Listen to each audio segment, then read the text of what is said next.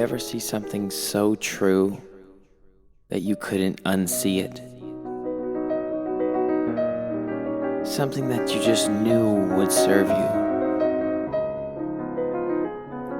Whether it be self-awareness, plant medicine, a lover, a career. That's what we get down to here. Welcome to Disciplined Stoners, the gateway drug to mindfulness. Spark up or don't, and enjoy the show. Glad you're here. And welcome back to another episode of Disciplined Stoners. I'm your host, Ellevan. My name is Winnie. And we are the gateway drug to mindfulness. And today, we have our friend, first and foremost. He's been on the show before. If you've listened to my music, you've listened to his music. He just was the glowing star backbone of the weekend we had at Cannes Expo. And he has an incredible personal tale to tell us about self-awareness of the body. So without going too deep, too far, and saying too much, please put your hands together for our friend, Stefan Future Magic Edwards. Future Magic? What do you prefer? Yeah. Like for this? Yeah. Oh, I get Future Magic's fine, I guess. Or Stefan. Yeah. Can you say Future Magic in Japanese style? Future Magic. Yeah! That part! No. Can I turn my ears down? Is that possible? No, I don't have single playback isolation, unfortunately. Okay, no problem. Yeah. We good? Yeah. Cool. We good. Welcome back to the show. Thanks. Yeah. This is a different spot than the last time I was here, but We're over there. Yeah, we're over there. Yeah. I thought about going back over there, but this was easier because of all the shit we have in our place from Cannes Expo. Guys, give us a little fucking one too. I got a 30-something-year-old dinged up body right now. Yeah. I've been jumping off a stage. What did we just do this weekend? This past weekend was Cannes Expo, because this will come out on Friday. Was Cannes Expo, which is a cannabis show, a lot with three-day lifestyle event about and around cannabis. So Future Magic held down the stage with his high-level DJ performance. I was a little nervous because your songs are like when I think of your songs, I think of like 5 a.m. in the morning. Cocaine. People are not necessarily drugs, but a lot of times it is accompanied by drugs. Yeah. I've never tried cocaine, but it makes me feel like a hit of cocaine. And I was All like, right. some of that's gonna just be too much for the expo. But you like totally killed it with everything. Like you He's could so really, classy. you really could like just read the room and provide like what everyone needed. It kept such a good vibe going Thanks. throughout. You're the such show. a class act. I will say, you were able to make that shift from like artist performer to like serving the space. And Yeah. that was beautiful, bro. So Yeah. your skill as a DJ is nuts. Yeah, it was fun. I mean, and people that are like really high are pretty easy to please too. Everyone was pretty chill, right? So. But he went the extra mile. You got like that Homer Godzilla cut. Oh yeah. The AI tracks are getting crazy. Like you made it so fun, and you had a bunch of weed instrumentals for me to freestyle to. Yep. And what like he tips his toe into. You found a nice drink that you liked. Oh yeah, the I'll give a shout out to Sense and Purpose. Karen? That Refocus, I think it's called. It's got 2 milligrams of THC and 20 milligrams of CBD and a little bit of caffeine. Low dose. Nice. Yeah. And they go down easy. Yeah, they taste good too. Shout out. Shout out Sense That's and actually Purpose. my first time having a Sense and Purpose. Or maybe it was because it was in the cans and they had rebranded. Anyways, I had the Recharge, and it was exactly what I needed at around 3 o'clock in the afternoon. Right on. No, it was so fun. But we're all kind of, that dead area here behind us is all of us like holding the space and exerting that much energy, especially in the Intercare Center, concrete floors, kind of those like industrious kind of lights. As much as it's a world-class expo space and we want to be there, we want cannabis to be there, we want hip-hop to be there, we want us to be there, it's a lot on the body. So I'm feeling a little bit like, and you mentioned when an emotional hangover. Yeah, just because like I was smiling all weekend and like honestly feeling so much joy all weekend long, Yeah. all day Friday into our Friday beautiful dinner, Everywhere all we- day Saturday into the OPP after party, like all day Sunday, and then till the end of Sunday, I just passed out last night. Like I can't even remember how I got to bed, and then I woke up this morning and I was reflecting and I did an Instagram post of thanks and gratitude, and I was just feeling like hungover without like the headache and bullshit that comes with alcohol hangovers, but just like holy, like it was just a high end weekend, and so you need to take care of yourself afterwards and be kind to yourself and others. Yeah, because your adrenals are draining. But speaking of hangovers, Yeah, good job. I was like, Yeah. I hope someone picks up on that transition. Yeah. absolutely. Like, so our friend Steph in Future Magic, he isn't so much into weed. But when we met, you were probably one of the most talented drinkers. Coming from a family of newfies, I will tell you, you are one of the most talented drinkers I've ever come across. And however much of your personal story with that you'd like to get into, I'll leave up to you. But you've recently found something that we really believe and you know firsthand can help people. Yeah. And I have a lot of friends in the city living the life. Money's flowing, clients are flowing, but they are trapped in a relationship with alcohol, and they don't know how to approach that in a wellness sense. So I'm basically going to throw it over to you, bro. Basically. Big track produced by him and me, and he's in the video. People are like, is that just a model? It's like, no, that's the guy who produced it. Anyway, over to you, please, about this process of self. I love you for your self-awareness, and Thanks. Please share that with us. Yeah, so the reason I wanted to come on is because I've so where should I start? So I guess yeah, I mean I've liked drinking for 15 years or so, and my drinking patterns and habits were pretty normal throughout my 20s and into my 30s. For a 20-year-old-ish. Yeah, you know? I mean Someone 23. Yeah. Like, there'd be weeks where, you partied too much or did too much, but like in the context of a 20-something-year-old life compared to your peers and everybody else, it was nothing out of control. And even into my 30s too, like it was a very on again, off again kind of relationship. Helps when you're a bartender of one of the most happening spots in the city. Yeah. And one of the reasons why I left bartending is because I kind of noticed that there was a bit of an issue creeping up there, which, I left the city as well and moved back up to Muskoka. And everything seemed to be pretty much okay and pretty fine. I think during COVID, I went like a year by accident without drinking. Anyways, what ended up happening is over the last, I guess, 2 years, probably, or a year and a half probably, my drinking out of nowhere, or maybe not out of nowhere, but just uncharacteristically started to creep up in a very, very problematic way. And it started off as like, a 1-day binge, 2-day binge, 3-day binge, take a week off, take 2 weeks off, and then the binge, every time I would go back to binging, it would get progressively longer and longer and longer, to the point that I think this past fall, I was sitting in my apartment up north, and I was drinking, I think I drank like a 60 of Baileys like before noon. All to yourself. Just all to myself, out of the bottle. Just cracking that fat horse cock of a neck. Yeah. And just fucking. And I don't even like Baileys, so I was like I mean, like I do, like I like a little tiny bit, like in Drop coffee. in the coffee. Yeah, in but December. For some reason, I'm like, you know what? I'm gonna drink a 60 of Baileys today, and like before that point, I knew there was an issue going on. Wow. And it was not good. Thank you for the courage to share this, by the way. Oh yeah, I mean, if you guys have, if we could do like a 4-hour podcast, I have so many embarrassing, horrible stories that are, about, And I'm sure a lot of people can resonate with that. A lot of people find themselves in a "what the fuck did I just do" situation with alcohol. Yeah. Oh yeah. Yeah. Like waking up the next day, deleting all my texts because I just sent a bunch of stupid texts, or, there's so many bad decisions.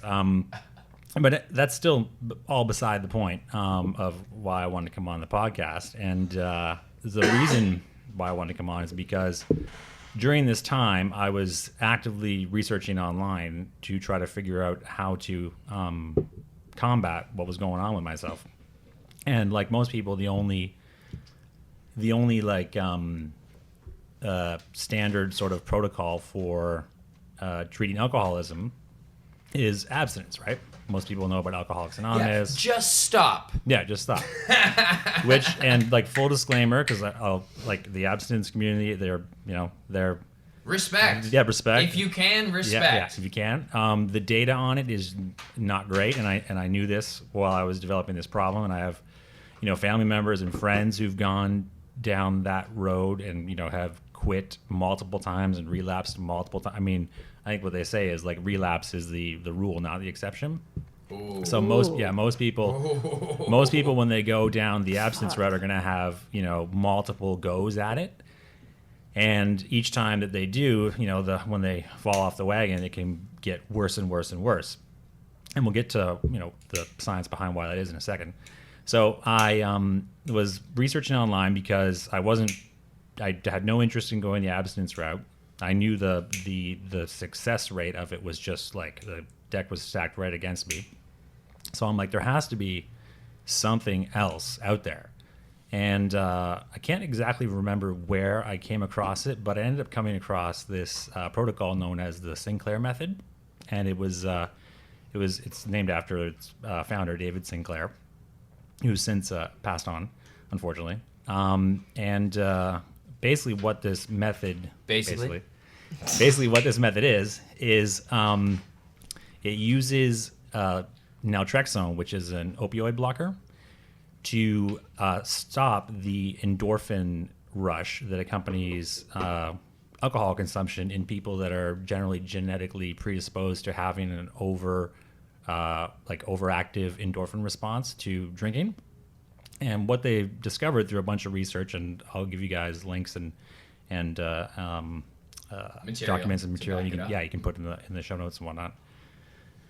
Essentially, the way it all works is try to make this as quick as possible. No, this is great. I just you collect that, but I just want to say this is a brilliant refocusing on attacking the issue of alcoholism, because the people who I seen go through a bit of an addiction with drinking, right? We think it's just the drunk that they're after, but it's this other thing that right now, if you like going to the gym, and I say, you want to go to the gym, you can smell the rubber, you can smell the weights, you can remember how it felt like if you're on a good relationship with it, right? If you like it, all this shit happens in your brain that causes like a happy chemical that actually kind of makes you love life. Yeah. It's just the thought of doing it isn't a good chemical response situation relationship in your brain. And the fact that you knew to take it from, I just want to get drunk, like I just want to eat food because I'm hungry, to over here and observe what's going on in the brain when you even have the impulse to want to do that is fucking brilliant. Yeah, I mean, I didn't know that going into it, but once Sinclair Method.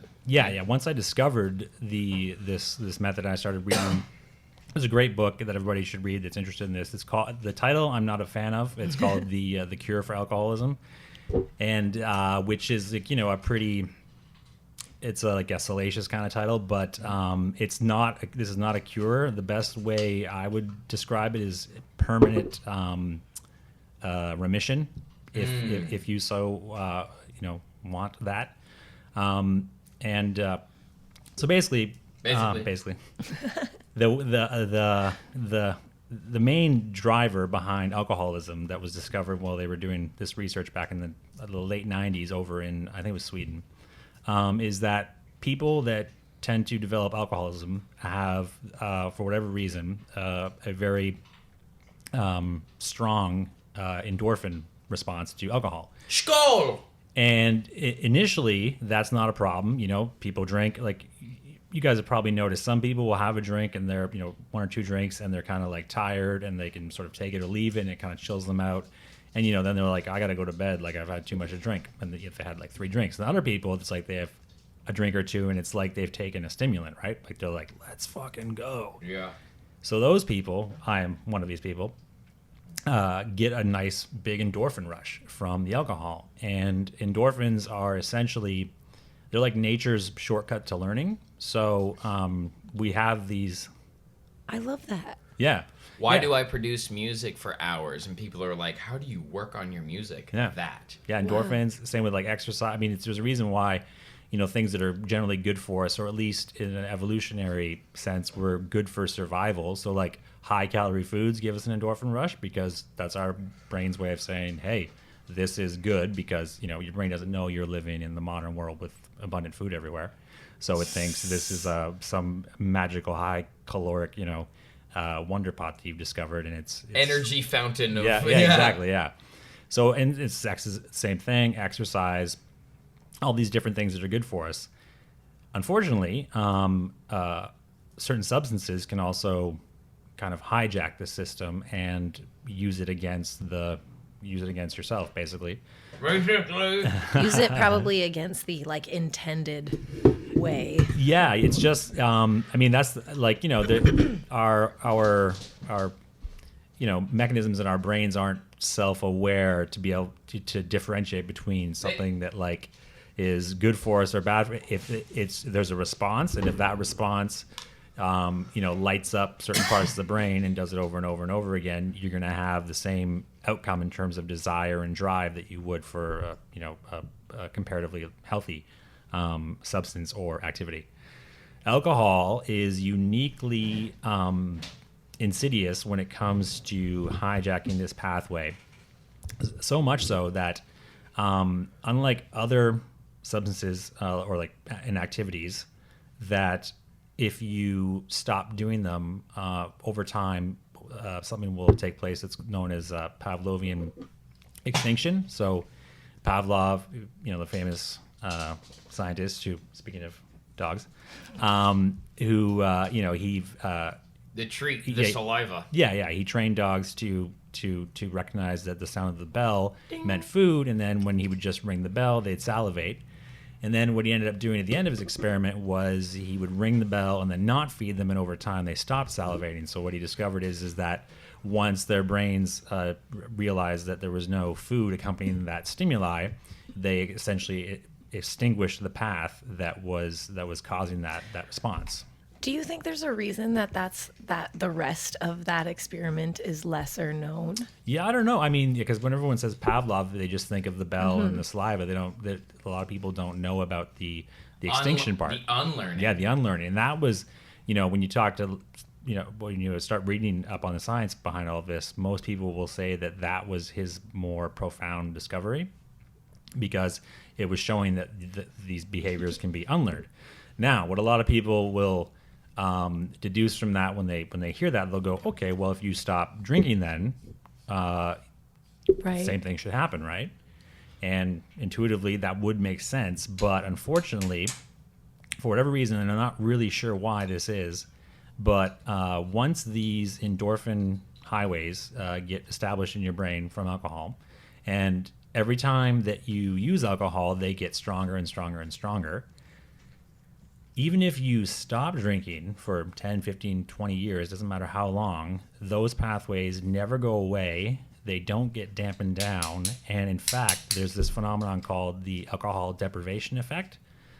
The longer that you go without drinking, once you've established this addictive circuitry, the stronger the desire to drink will be, and the larger the payoff will be once you eventually do it. The private schoolgirl theory. Yeah, like exactly. oppress or repress their sexuality, then they go to college and they're just like, what are you gonna do? It's like they want to explore. It's like natural human conscious evolution that's been put on pause, that has like built up this desire. That's fucking wild that a system can do that on its own through your like subconscious desires. Yeah, and that we're even realizing. And for most, like for pretty much all other stimulant like activities and certain substances and whatnot, removing the stimuli or the substance will generally eventually cause those pathways to extinguish themselves, like through Pavlovian extinction. But for some reason, alcohol won't do this, and it gets worse and worse and worse the longer you go without it.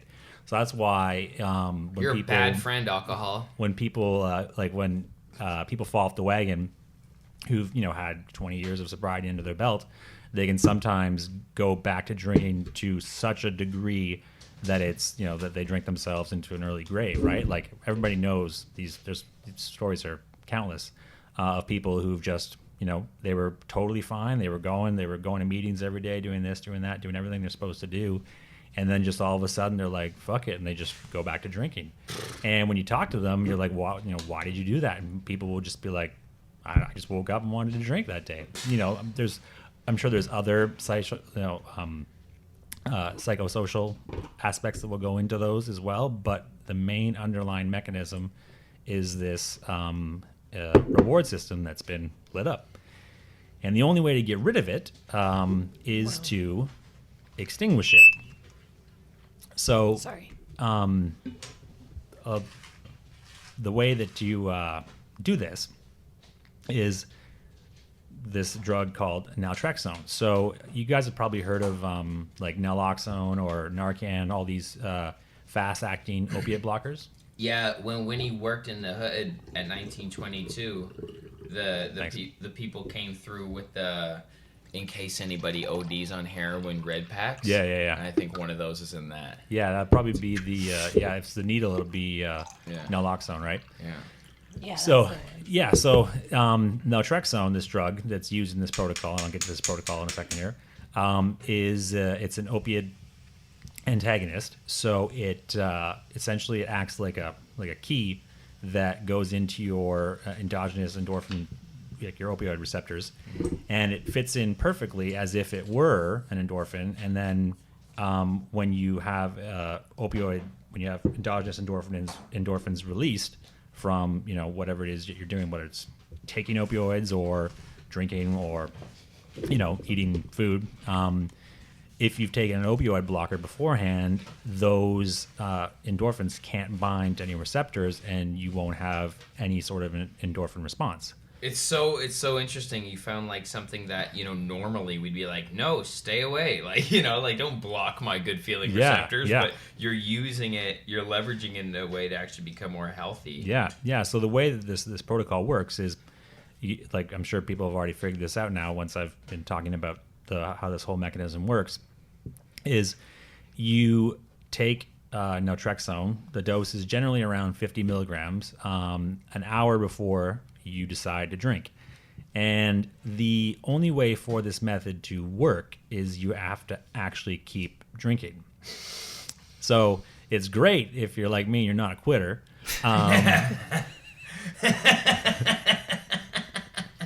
But you know what fucking word I keep hearing, and I love you for it, bro, and I think that this is miles ahead of where not only someone in an addiction cycle is, but just your average person is. You keep saying decide. Mm-hmm. You keep saying when I decide to drink, and I think that awareness is what saves your body, life, whatever, brain. Because don't lie to yourself and say I'm not going to do this anymore.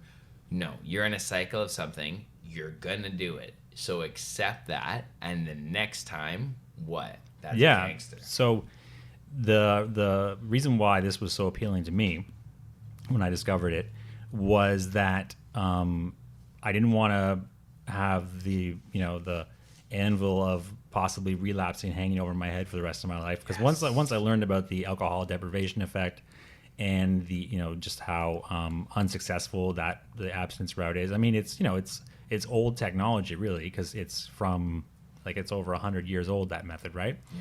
So you feel hopeless. These drugs and these protocols weren't available then, but had they been available, I imagine, I can't remember what his name is, the founder of Alcoholics Anonymous, would be pretty pumped for this, because this is a very, very, very successful way to treat alcoholism, or alcohol use disorder as it's now called. So yeah, because there's a spectrum. When people hear alcoholic, they have a very specific type of person they tend to think of. So there was near the end, I was waking up and drinking and whatnot, but my pattern of drinking was binge drinking. And in terms of the classic definition of an alcoholic, I may have not even fit into that, or I wouldn't fit the stereotype that people would have in their head. So alcohol use disorder covers the whole spectrum of basically just problem drinking. Basically. You're also fit. Mm-hmm. Like, that's another thing I've also admired about you, is that you've always seemed to be also, you're blessed with genes, but you do rock climbing. Like, you're not afraid to fucking like move your body and stuff. So exactly, even me as your friend, I it's hard to tell when something's a problem. Like, you know, because like, well, see, has abs, fuck off. Right. Like, you know what I mean? Like, I think the same thing. I use that in my argument for weed. I'm like, oh, where what? Just like fuck off. Like, if you look okay, you are okay. That's what we think. But like, that's huge. Yeah, and like a lot of people in my life had no idea that this was, and you know, full disclosure, this was really came to a head just like last summer. So, you know, like I said, during the pandemic, I didn't drink at all. He wasn't getting my drafts back to me, motherfucker. Yeah, that is true. You probably noticed that. And I was like, yo. Yeah. So definitely when you look, when you take a bird's eye view, You lost weed in that. yeah. I'm partying. In that tick, for sure. And you know, hindsight's 2020 and everything. Like anybody who was looking closely enough would have noticed. Like, you know, I would disappear for days, you know, because I would never drive under the influence. So if I was drinking, I just stay at home and I just turn my phone off and not talk to anybody. So I'd, you know, self isolate. And I got to be honest, it was a lot of fun. Even now, like looking back and being like, what the fuck. You know, sitting there drunk on your phone doing stupid shit can be a lot of fun. And the reason why it can be so much fun is because you're putting all of your responsibilities and all your worries and everything on pause, and you're just having this rush, and everything feels possible and infinite and amazing and awesome. And so yeah, I was. So that's true though. So. That's what it's just because I want to keep going, but just for right there, when everything feels amazing and awesome and infinite and fun and possible, I believe that is the truth. Like, that's the godly perspective. And we use stimulants to get there. I use weed to get there in a way, but I know that meditation and visualization has to meet me halfway. Yeah. Like the mindful work and the blessings of that perspective, however it may come. Sometimes you can get a really good workout in.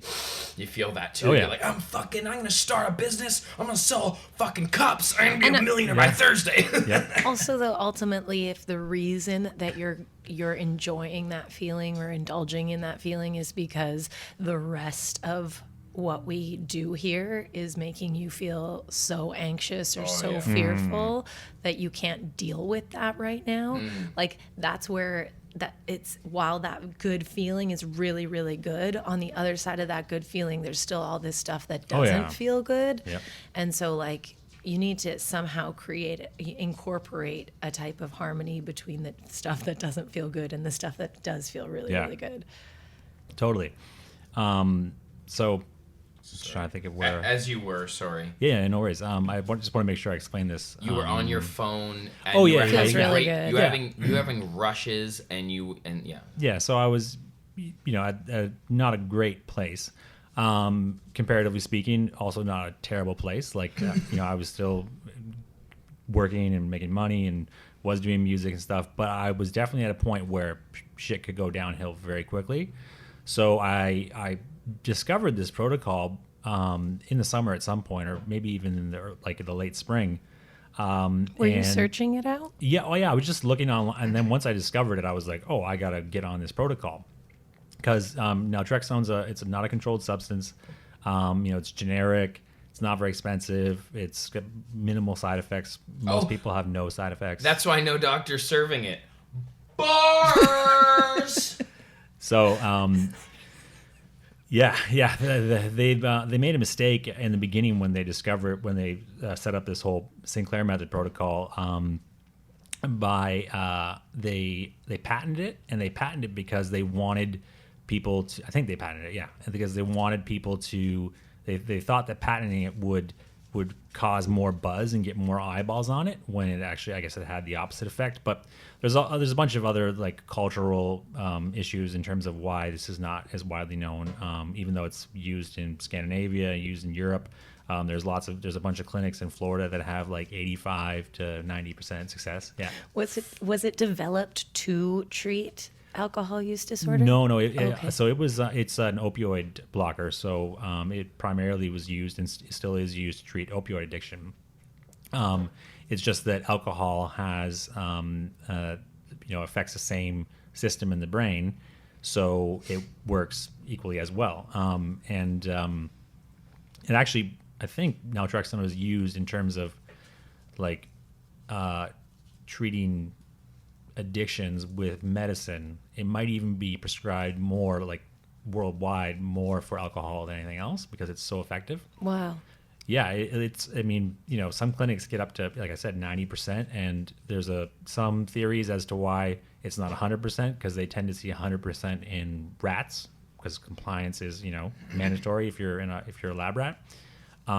Whereas with people, there's still Will, the fuck up of the human error. yeah, you do, in order for this protocol to work, you have to take this drug an hour before you drink, no matter what.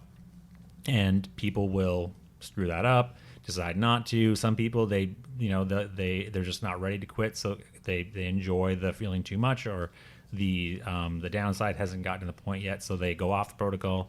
So there's all these different, human error variables as to why it's not a higher success. But in terms of, the treatments that are available for various addictions, I mean, anything over 50% is unbelievable, right? Yeah. So had to have clinics that get like 85, and this is on first try, not people coming in for their fifth, sixth, like this is like, here's the protocol, here's a prescription, in 6 to 8 months, you have people that were on literally like, on not necessarily death's door, but they were on the way. Their life was on death's door in terms of quality of life, and in 6 months they've got their life back. Wow. And I was not at that point, but I saw where things were going, and I wanted to fix it. And when I discovered this, I'm like, okay, this is the only way. I don't want to have a brain that's going to be problematic for the rest of my life. I want to be able to drink like a normal person.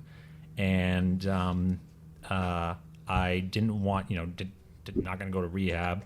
Didn't want to have to start telling people, hi, I'm Stefan, I'm an alcoholic, and go to meetings every day. So yeah, what that does to your identity is fucked up too. Like when you have to do that, sometimes if you have something that you can just be interpersonally connected with your impulses with, is great. Yeah, so I immediately started contacting doctors, try to get a prescription, and I could not get a prescription. Got to go to Florida, bro. Nobody heard. Doctors had heard of it. Some doctors had heard of it, but they didn't feel comfortable prescribing it. No kickback. Even when I sent them information on it,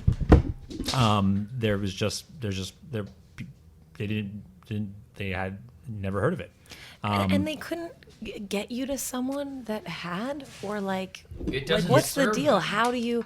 Well, they're culturally the abstinence route is so ingrained in people's subconscious and psyche. Like it's just like, telling an alcoholic or someone with alcohol use disorder to keep drinking in order to fix themselves is ethically kind of dubious to a lot of doctors. Like, because they can't say like you must keep drinking in order for this to work.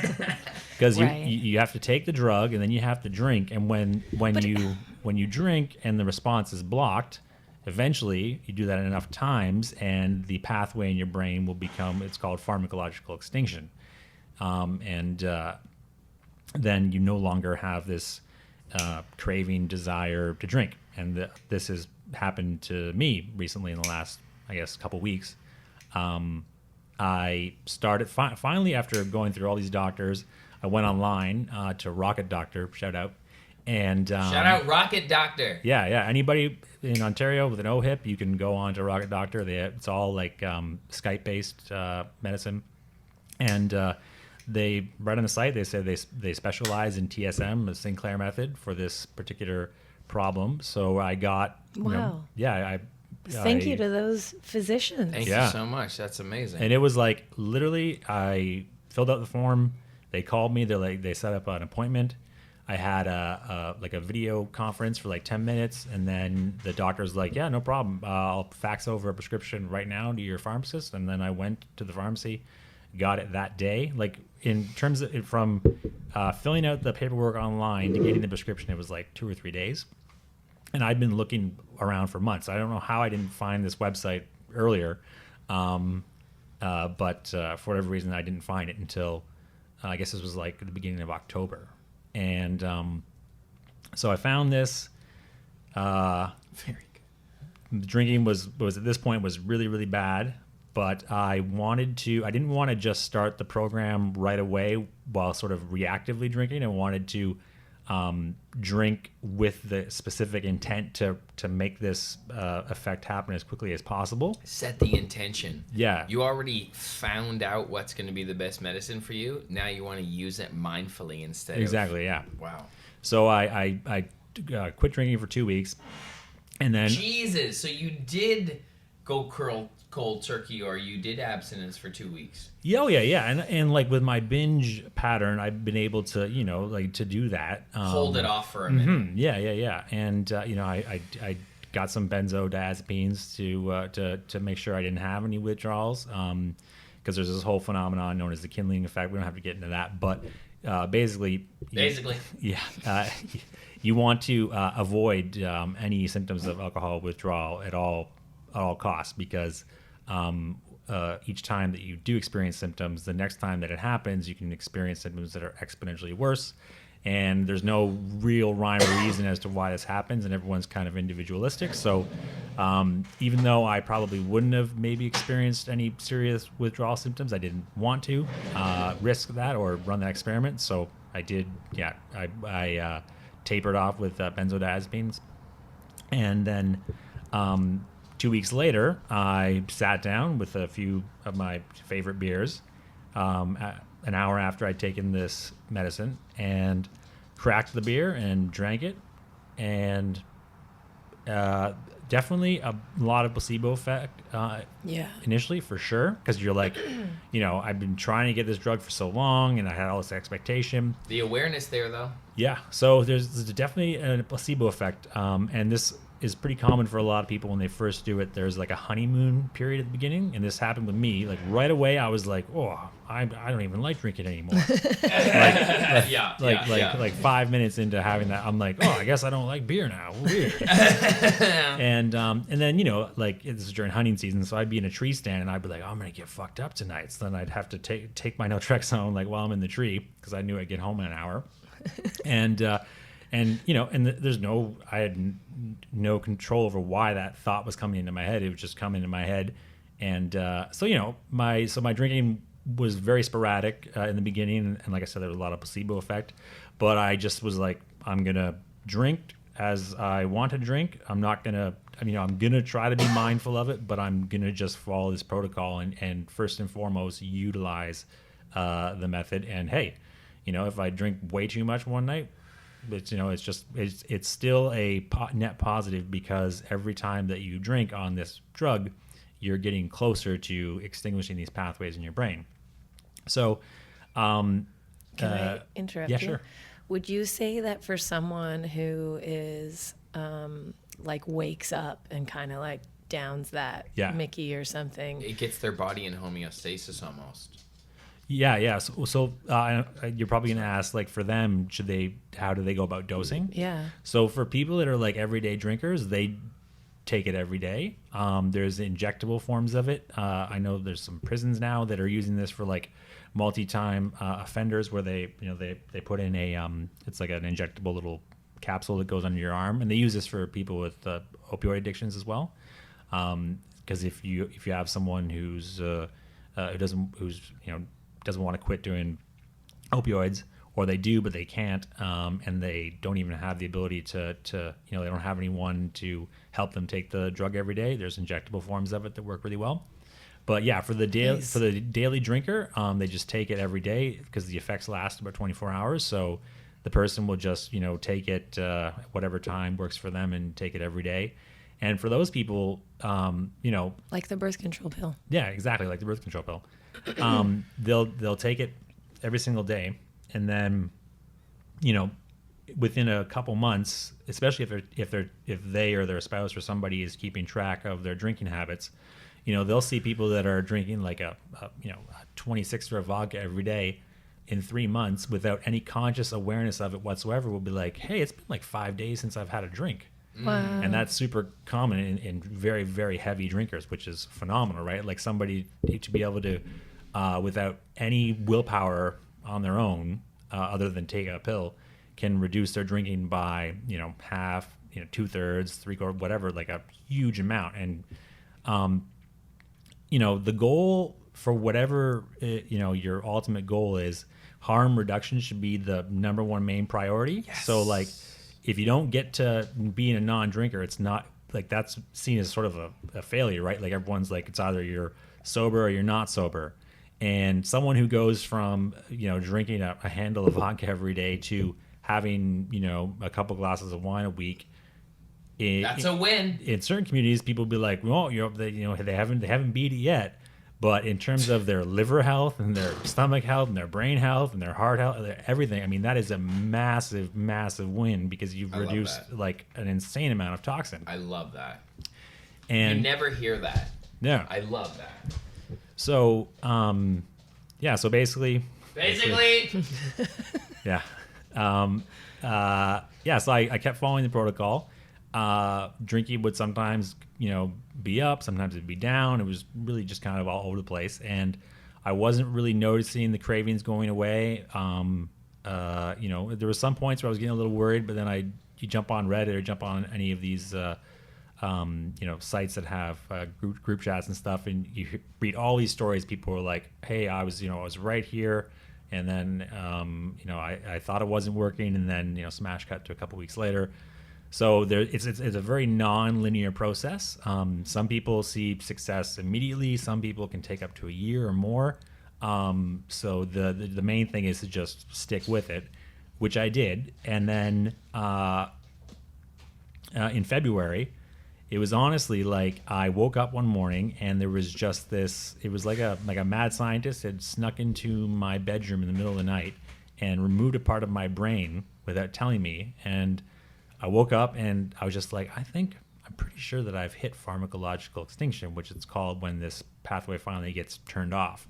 Now it's not gone, just to be clear. It's always going to be there. So if I go back to drinking not on naltrexone, I can get right back to where I was very quickly because I have the genetic predisposition to this. But like I said, it's been put into a state of remission. And now alcohol to me is, I guess, what you would consider to people that don't have a problem, it's a sort of just a non thing now. I probably, the way that it's going, I probably see myself just accidentally becoming a non-drinker at this point. I still do like, there's certain beers that I like. I like to have like a scotch, all these different occasions where, I'd like to be able to drink if I want to, I can. But the even up, before this all happened, there was still this craving, this like little voice in the back of my head that would be like, let's drink, let's get fucked up, let's party, let's do this, let's do that.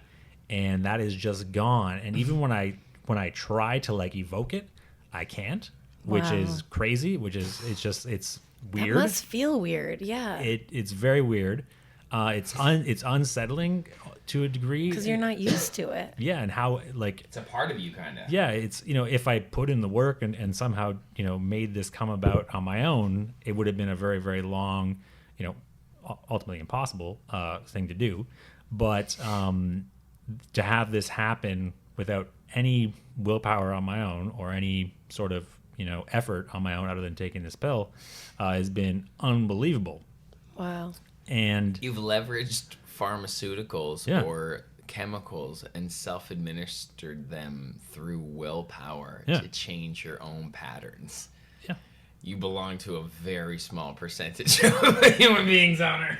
Yeah, and the reason why I want to get this out there is because nobody knows about this. It can help anybody, on the wide spectrum of, problem drinking. If somebody is just, wanting to cut down or they have, issues in their family that they're aware of, relatives that have problem drinking and they kind of see that pattern starting, you can get on this prescription and keep drinking the exact same way you are right now and never even develop a problem. You can be somebody who's, about to lose everything and get on this protocol, and in 6 to 8 months or a year, you might find yourself a non-drinker just seemingly by magic. Future magic. Future magic, right? That. Wow.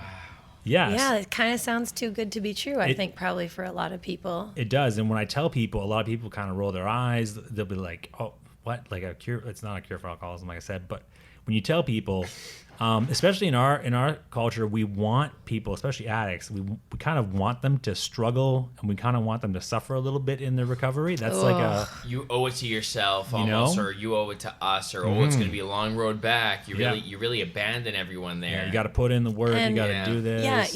Yeah, exactly. Like work hard and you'll receive the benefit. Like that is ingrained in us, not even with alcohol, like any drug abuse. It's like, that's like work hard and you'll receive good, which Yeah. is just like not true. That's not Yeah, true in that's so not many true. areas that's of our not lives. I don't Yeah. know why we believe that so much. So how does your body feel now that you don't have so much alcohol going through it? Do you notice a difference? Well, like, I mean, and like I said, like, you know, I've gotten all my blood work done, all my liver function's fine, kidney function, everything's fine. And I really only had about 6 months of, like, you know, heavy drinking there, like where I was like, but getting you've bad. always had beers since I've Oh, known yeah, you. yeah, yeah. When I would come to your place when you lived in Toronto and we would have several beers, the next morning I would feel Yeah. just off of a couple beers, not getting binge drunk, but Yeah. like, do you notice a difference between that Stefan without Oh, for sure. and now? Yeah, I mean, well, that guy was also younger. Oh, true. You can do what people in your 20s Yeah. just fucking enjoy that Yeah, shit. yeah.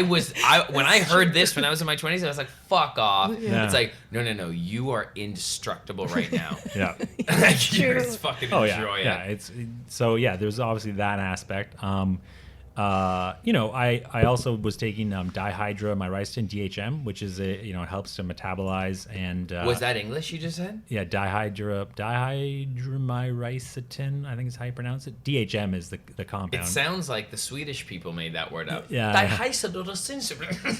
And it's basically it Basically. breaks down. It helps you metabolize alcohol faster and get it out of your system faster, especially acetaldehyde, I think, is the main byproduct that's like responsible for really bad hangovers and whatnot.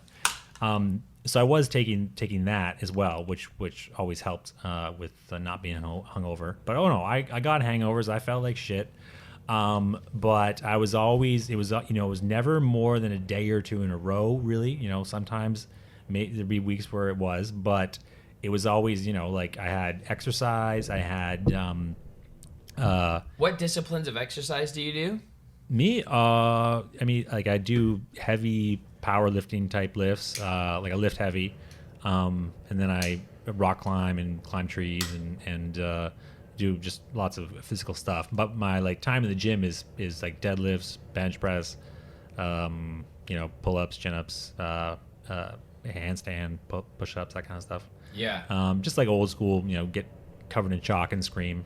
That kind of shit. So you move energy through your body through physical activity. Yeah. And the drinking was definitely getting in the way of a lot. Like, I'm a big time hunter and I like to go on these long solo, like backcountry trips. And I wasn't doing that anymore. And I wasn't spending as much time out in nature as I normally would. I definitely wasn't, slacking in music, huge. But you had a really big summer, like last summer, didn't you? Or the summer before? Well, in terms of playing shows and whatnot, yeah, like last summer, and that was another thing that really compounded all of this. The problem drinking was, I'd get nervous before a show, and so I'd get drunk and then or get buzzed and play, and then get drunk afterwards. And having these shows all the time was like having this constant party, and then the time between, sorry for popping that B there, the time between each show is getting smaller and smaller and smaller, so then these binges just started to become interconnected. So it was very ironic in that I was starting to see more success in this area of my music career that I hadn't seen much of. And that sort of sped this whole process up because I was just having way too much fun. That was an issue. But in terms of time in the studio, I was slacking huge there, because even on days when I'd like get drunk and then open up my computer and try to do work, I'd end up getting sidetracked by something else, or going down some weird, imaginary rabbit hole where I just fantasize about, stupid shit, and live in that world as opposed to living in reality. Yeah. And so essentially, it's almost like a bad dream at this point. Wow. You And did that, like, this bad dream feeling sort of, whoa, that's so loud, bro. It's in the middle of the day, what can we do? Fuck those guys. This is the only time that it's actually appropriate to do that, first thing in the morning or needs late at night. He needs a drink. So what were you saying? What was I saying? I was talking about living in fantasy. I don't remember. Yeah. So, yeah, I guess the whole point is I just wanted to, like, oh yes, it was a bad dream. I was saying, I don't have there's no issue now. I have no problem. Okay, so It's just gone. that's what I was going to ask. Is that way of feeling and believing and being who you are now, that just happened recently? Like, that day that you woke up? Yeah, that was in February, like the beginning of February, mid-February-ish, where I felt that. How many months? For me, so October, November, December, it was about 5 months, I'd say. And over the course of those 5 months, did your cravings vary significantly? Yeah, they would go up and down all over the place. Some weeks I'd be like, oh, I've hit it, I'm done.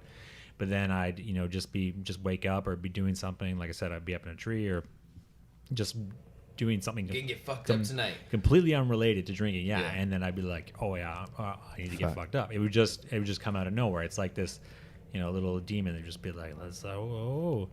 So then how do you know that this isn't just like, It's like the jerk a off fairy. longer version of...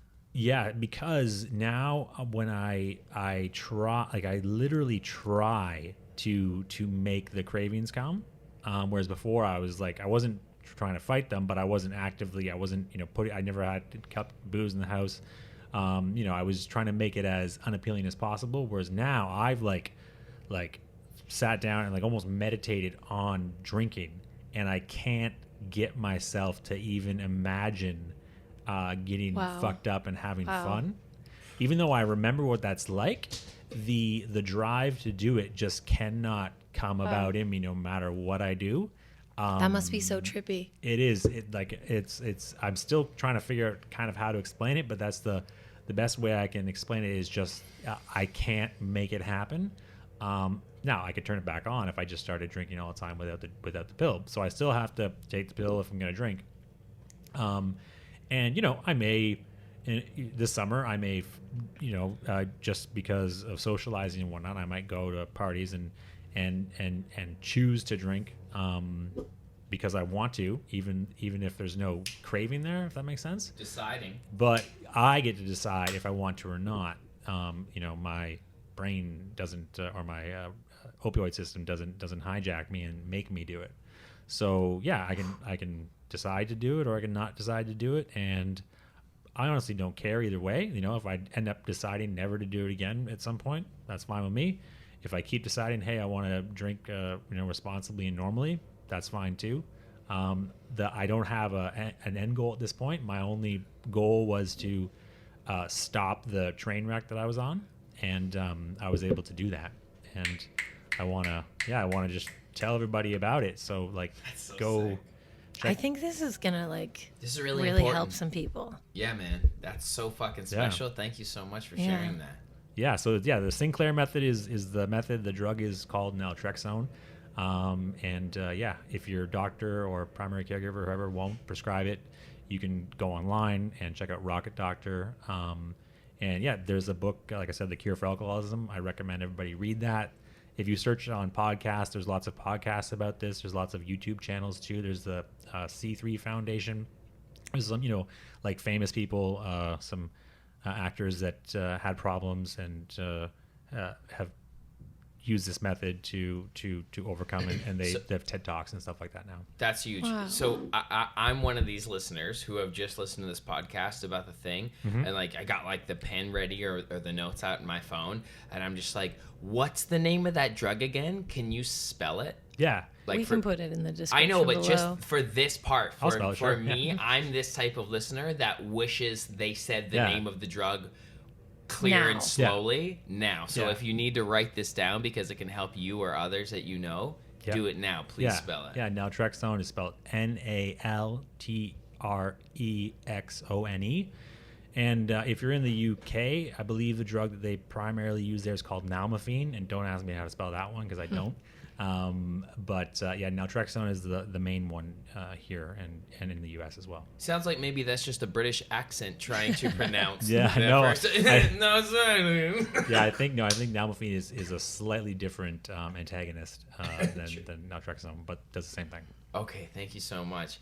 Dude, that's so fucking awesome. And Thank you so much for coming on back Yeah, on the you're show. welcome. Thanks for having It me. was so special and nice, and congratulations on your progress. Yeah. And Yeah. congratulations on I fucking... didn't do anything really. I just You That's even the best. Yeah, I I want know. more people to Yeah. think that this can be Effortless. easier than Yeah, it has yeah. been in the past. Exactly. Like in order to also like heal globally, we need to like start releasing some of our struggles, and Yeah. this feels like a great start. Yeah, That's so everyone beautiful. loves like biohacking and all that shit. I mean, this is like one of the best biohacks you can get.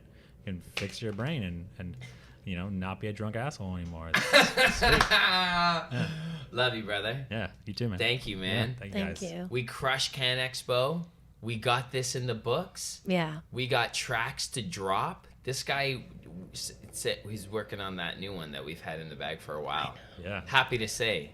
yeah. These yeah. drafts are coming back, motherfucker! Yeah. I can getting up at 4 a.m. not going to bed at 4 a.m. Yeah, you even sent me a track last week. Oh, yeah. Stefan sent me a track, and he's like, just in case Ellevan's not paying attention to his phone, Yeah. get this to him. I love it. He'll send her shit sometimes. Be like, show him this. And like, love Yeah. it. Okay, that was such a sick episode. I feel like that's exactly when we started the show, these are exactly the conversations that I always wanted to hear. Yeah. And thank you so much for blessing thank you, us. guys. Yeah, man. Can you just say like a sentence in Japanese for we go? Yeah. Oh, just one more thing I wanted to say. Can you say in Japanese? And I will in 1 second. But also, if anybody wants to hit me up directly on like social media to Yes. ask questions about this, like if you are struggling in any way, feel free to hit me up and bend my ear, or just text me. Instagram, Future Magic Official, just DM me, and I'm happy to expand on whatever I talked about today, or put you in touch with people, or point you in the right direction. Thank you. We'll put that in the description below as well, obviously. Absolutely. In Japanese, Can you just say how the weekend went, what we did, and how we rocked it, and where we are now? In Japanese. この週末僕とエヴェント見にカンエクスポというフェスティバルで僕フューチャーマジック DJ をしまして、こいつと一緒にいろいろなパフォーマンスができました。すごく楽しかった。ビッグサクセスでした。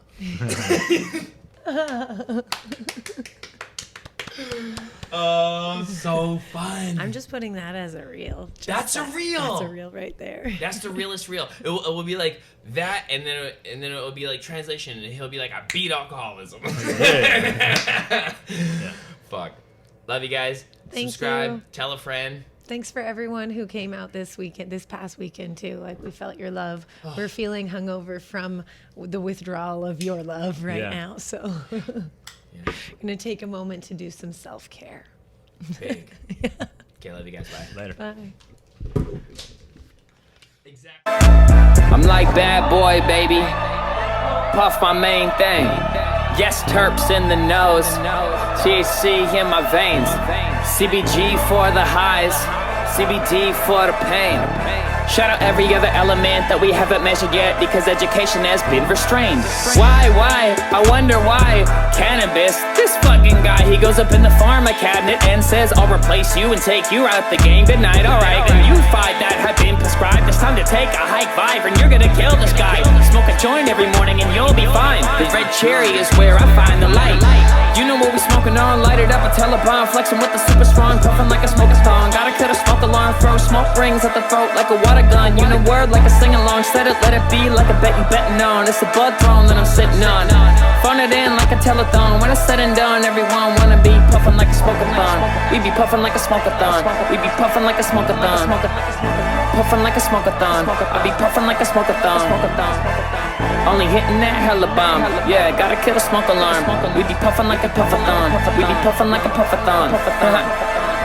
Disciplined stoners out on the scene, matching tracksuits and Jordan 3s. Can't wait to see you and smoke more weed. What's that you got there, a blunt for me? Fuck it, I'm lucky, I love you too. Let's see you all drop some new stuff too. What's there a Sunday on a Sunday cruise? Doing reviews for hair next skew. Smoking the fire and we hella blitz. I got my paws on shit nobody gets. Outstanding buds like they came from the drip. Throwing some primo on top of the tip.